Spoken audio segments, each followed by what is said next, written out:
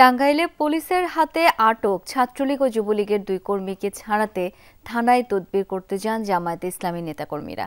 তাদের দাবি, আটককৃতরা আগে আওয়ামী লীগের সহযোগী সংগঠনের রাজনীতির সাথে জড়িত থাকলেও পরবর্তীতে জামায়াতে যোগ দেন। তবে নেতাদের তদবিরেও দুজনকে থানা থেকে ছাড়েনি পুলিশ, তাদের আদালতে পাঠানো হয়। নুডলস খান নাই তো নুডলসই খান নাই।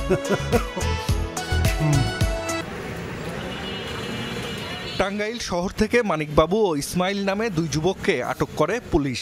যুবলীগ ও নিষিদ্ধ ঘোষিত ছাত্রলীগের কর্মী হিসেবেই পরিচিত তারা।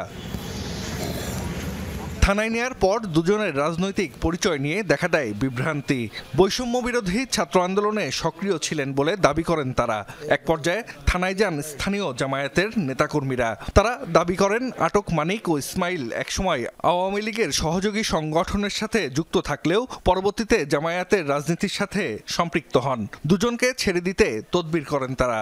23 সালে আমাদের কর্মীতে অগ্রগতি হয়েছে, এইটুকু এর জন্য আমরা তাকে আমাদের জামাত ইসলামের কর্মী দাবি করছি। যে কোনো অর্গানাইজেশনে সম্পৃক্ততা থাকতেই পারে, যেমন আমাদের জামাতের কেন্দ্রীয় আমির ডক্টর শফিকুর রহমান, উনিও তো বাম রাজনীতি করে এসেছে। লোকাল দায়িত্বশীল আছে, ও আমাদের একজন রোকন।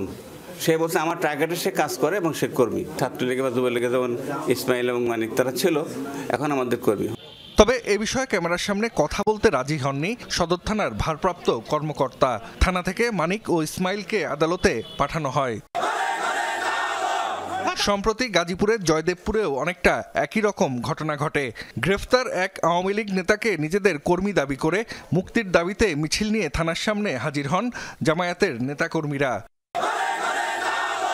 জাহিদ হাসান, যমুনা নিউজ।